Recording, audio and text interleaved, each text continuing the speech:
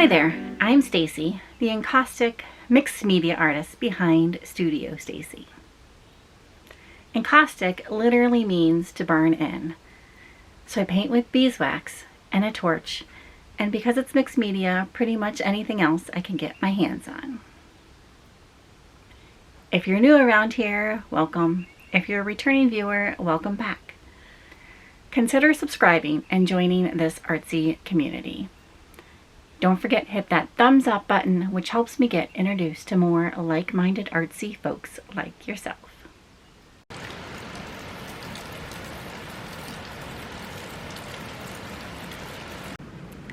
Good morning. Hopefully you can hear me. It was beautiful and snowing this morning and absolutely gorgeous. And now it is raining and rather wet and slushy out. So unfortunately that really pretty snow is not sticking around, and I am freezing right at the moment. This rain just, I don't know, it makes me really cold. So at any rate, not why I picked up the camera. I am here in the studio, obviously, and I'm gonna try to sort through some things, work out a few ideas, and go from there. But hopefully I will warm up. I don't know, are you guys colder when it rains than when it snows? For those of you that live, in a colder, snowy climate, I don't know, the rain just makes me so cold versus the snow. Maybe it's because I like the snow better. I don't know. At any rate, I'm getting to work here. All right, it has gotten super windy out there, so I don't even know if this audio is going to be any good.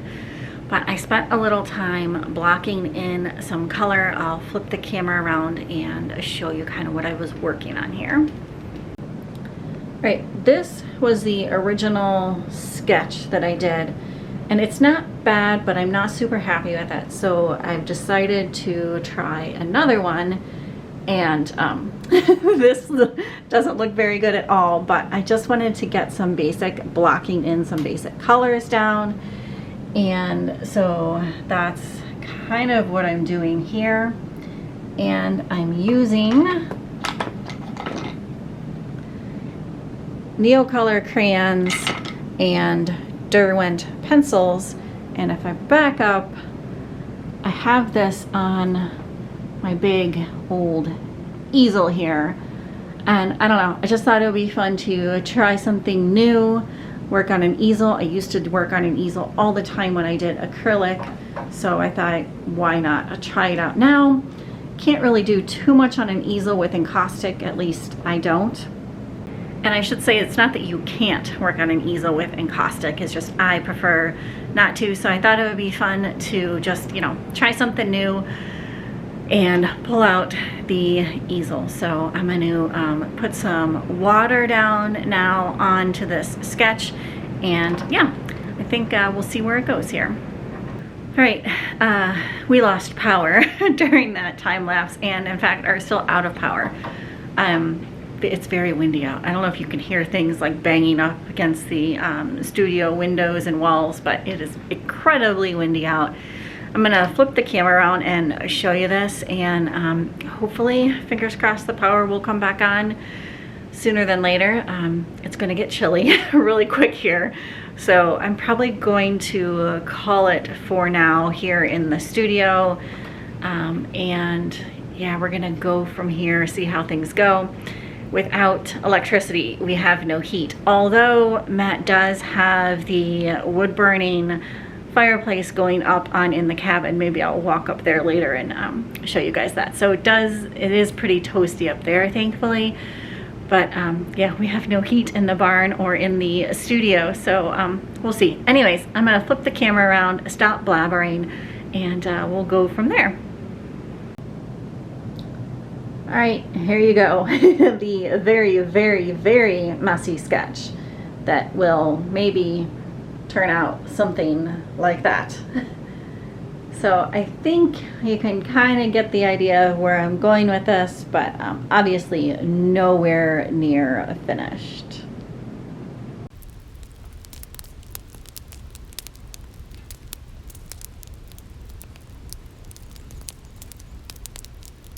The rain has turned back to snow, And it's gorgeous out the way the snow is sticking to all of these branches. So heading back to the studio because the power has returned, and I've decided to tape down the edges of this sketch and give myself more of a border.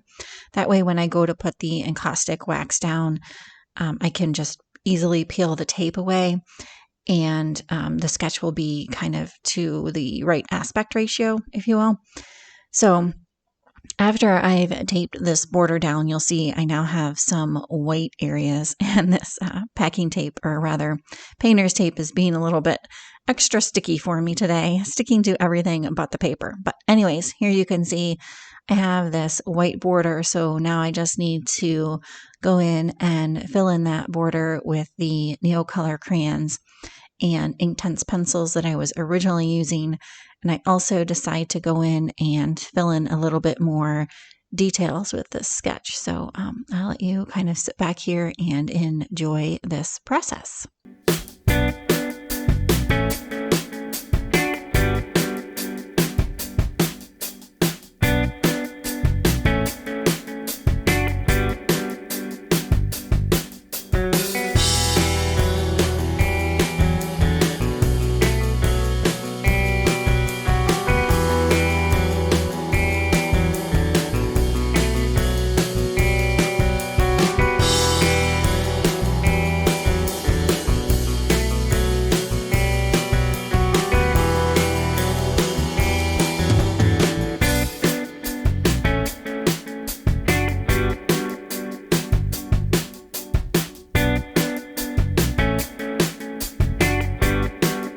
Moving on to the third edition now of this sketch, I'm using both markers and these Derwent Inktense pencils again and Neocolor crayons again. Just trying to figure out what is going to work for this sketch. So here you see the first sketch and the start of the second sketch. And I'll just, again, let you sit back and enjoy the process here.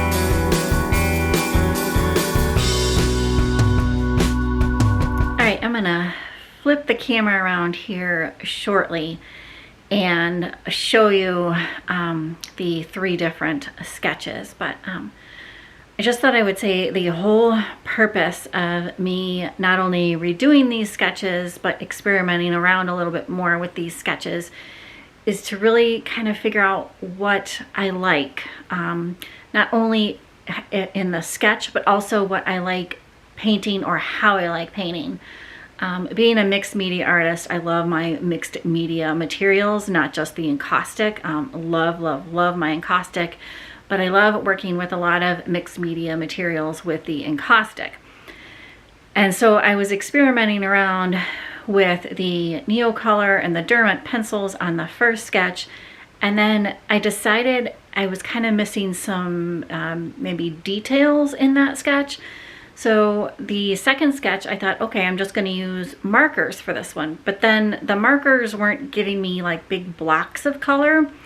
So I decided to combine the two in that second sketch. So hopefully if you had any questions as far as what the heck I was doing, that clarifies. But let me flip the camera around. And also I want to find the joy in creating these, not just making a finished painting, because there is joy in that, but also really what I like to create, how I like to create, and finding the joy in that, and then you know, continuing on with this series. So let me flip the camera around and show you these three sketches, the original one and then the two that I just kind of done.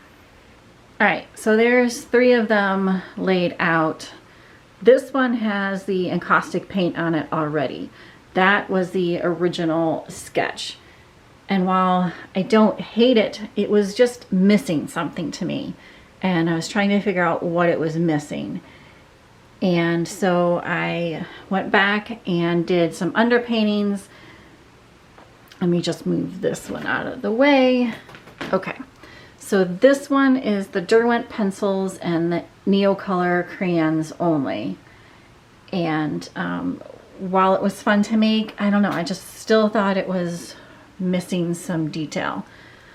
So I took that and I created this. And this one's a little bit bigger, but I think I kind of like those scribbly, like this right here is the scribbly paint, or rather markers, and I kind of like how that looks mixed in then with the Neocolor and Derwent pencils. And what I really, really, really love about this is when I went back and I sprayed that water directly onto it, how it kind of created these streaks and dripped down. So that I am really enjoying. So yeah, we'll see. I still have to put wax on both of those, and so that'll probably be maybe tomorrow's plan. But for now, I'm gonna let these two dry and call it here in the studio, and hopefully I'll get back out here tomorrow to put some wax down, at least the first couple layers of wax, and yeah, we'll go from there.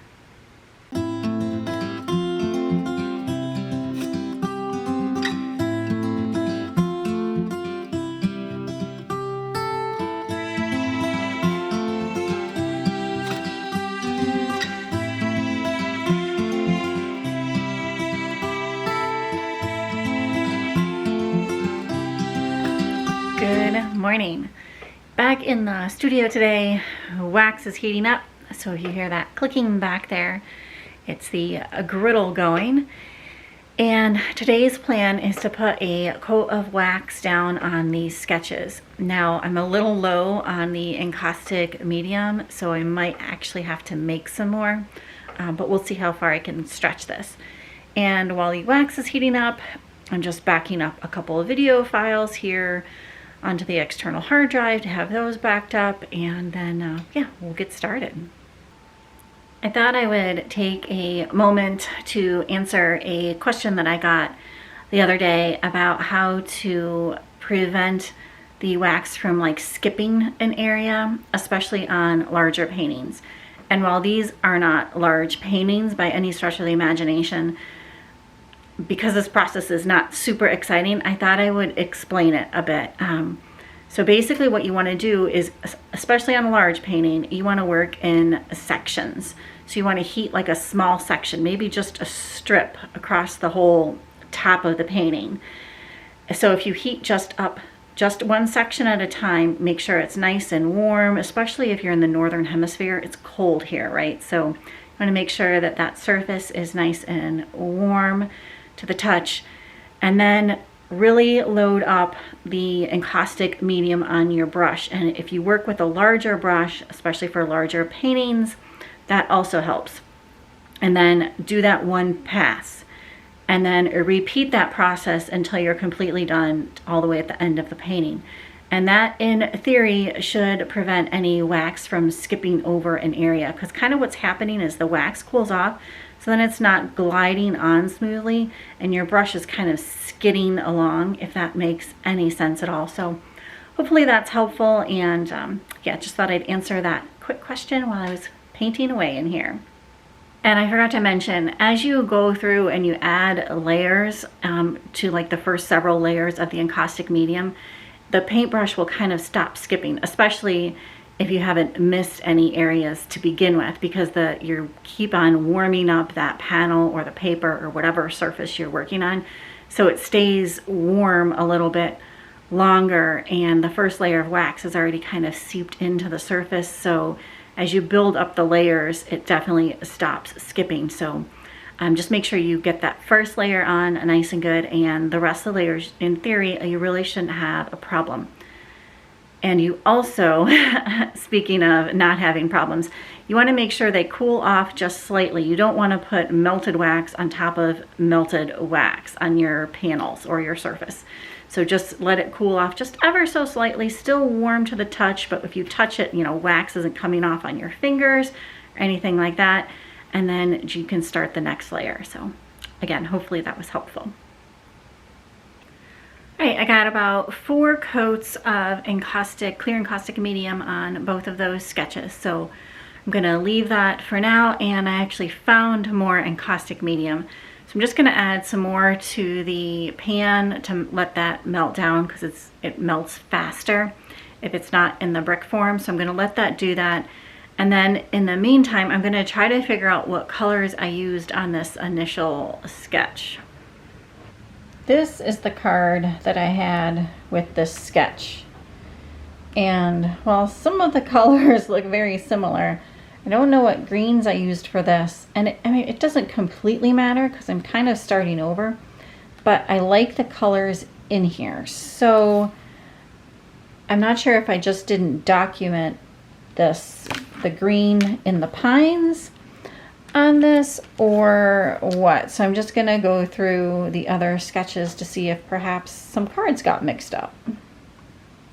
All right, I didn't find another card that I thought went with it. They all pretty much matched up to the other sketches, so I think I probably just didn't, you know, swatch that green color out. So I will figure that out in the next painting session. But basically what I'm trying to do here is just set myself up for the next painting session. And you can see this block is almost melted down, so I'm just gonna give it a little bit more time, and maybe I will swatch a couple green colors out in the meantime.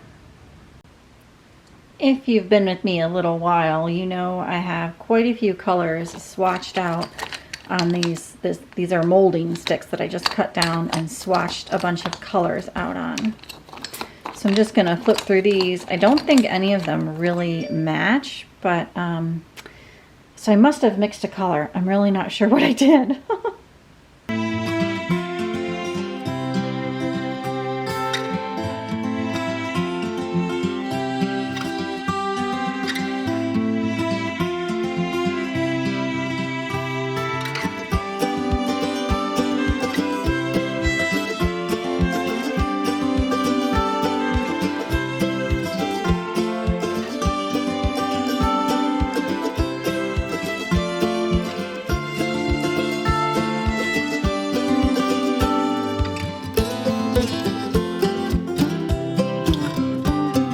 Alright, I think I have it figured out. It is cobalt green and Payne's gray.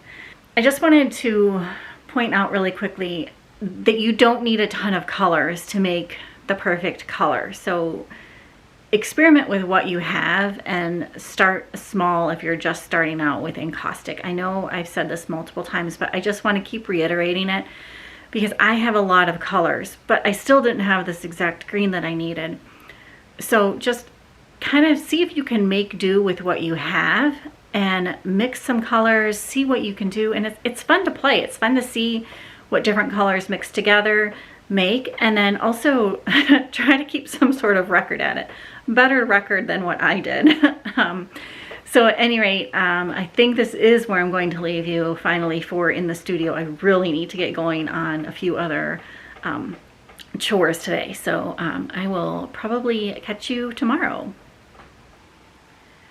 Good afternoon.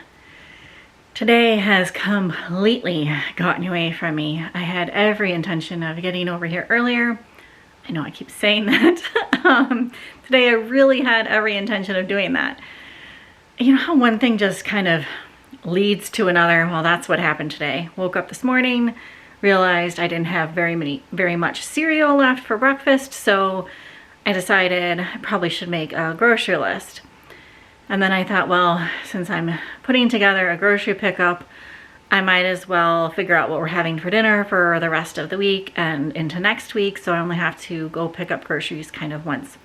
It's not that far away. It's about 25 minutes away to the grocery store.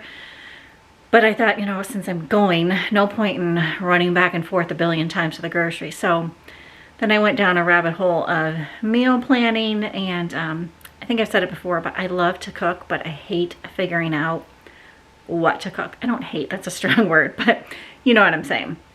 So at any rate, that just led me down a rabbit hole of trying to find new recipes, figuring out what I was going to even feel like eating. And, you know, Matt, he really doesn't care what we eat, which is great because he's not picky, but also has no opinion about what he would like for dinner. So at any rate, got that done. And then while I was on the computer, I actually went and looked at all of the comments from yesterday's video. Today is Wednesday.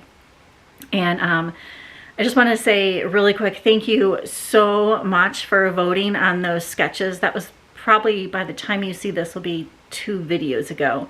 But I really appreciate everybody's input and opinions. And yeah, so I just replied back to all of those comments, answered a couple questions. And really, by then it was time for lunch.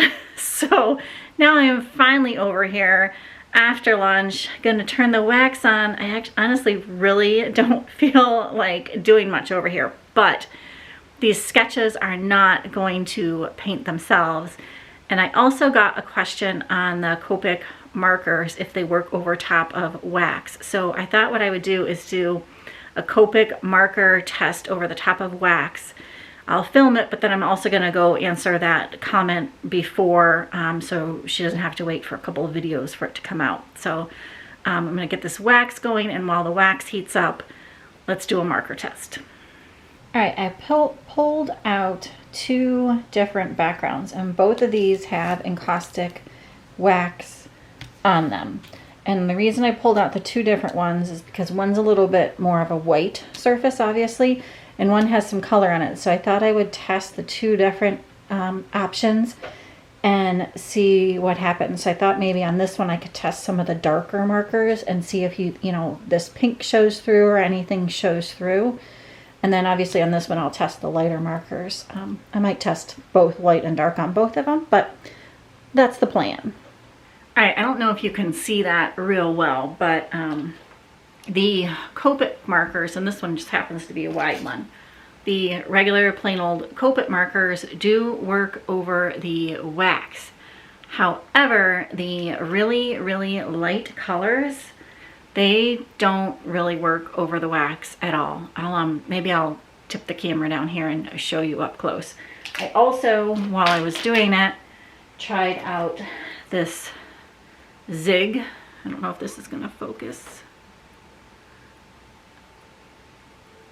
Not going to focus.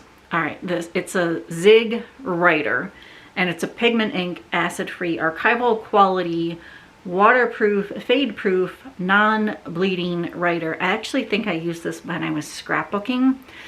These smear on the wax, so this did not work over the wax, so don't get Zig. But I had them on hand, so I thought, why not try them? These markers, which I don't think you can get anymore, these are actually the markers that I used for the underpainting on the one sketch that I used markers on. They are Pantone Tria markers, and I'll try to insert a couple close-ups of all these markers. These worked really well. These are also alcohol-based markers like the Copic, and I think these wrote over the wax a little bit more. Now I've heard that somebody else makes these, so if I can find that, I'll try to figure that out for you guys. But it's Pantone Tria. I had these back in college for sketching interior design layouts and things like that. I had these, so I have a bunch of colors of them, and I already had them on hand, so, but these worked really well.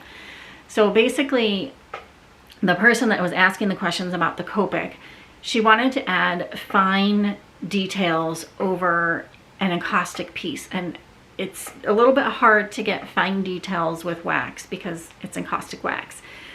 So it's a little bit trickier than with, say, a pen or marker or ink or things like that. So that's what I was trying these out for, trying to get fine lines and things like that. So Copic, yes, they work, but not the light colors. And these Pantone Tria ones worked quite well. Okay, I looked up really quick. Those Pantone Tria markers were made by Letraset, and they have been discontinued. I guess Winsor Newton has Pro brush markers that should be the same as those, and I did look those up. They look like they're alcohol based as well. I don't have them, so I can't tell you for sure if they work with encaustic or not, but in my experience, most alcohol based markers will work over the top of encaustic. Also in my experience, if you want to put a lighter color over a darker color with encaustic, Derwent Inktense pencils are still one of my favorite to use for details. So are the Neo Color 2 crayons and India ink. Those all seem to work really well. Now, if you'd want a marker that dries like almost instantly, go with alcohol, but don't get the lighter colors, because at least from what I've experienced here, the lighter colors will not work well over the encaustic. So hopefully that was helpful, and yeah, let's get to painting this sketch, or at least getting a couple layers down before I have to stop and go make dinner. All right, my plan here is to just get a couple background colors down and hopefully not cover up too much of the background that I've already started. So I'm gonna try to be layering down some fairly translucent colors. At least that's my idea.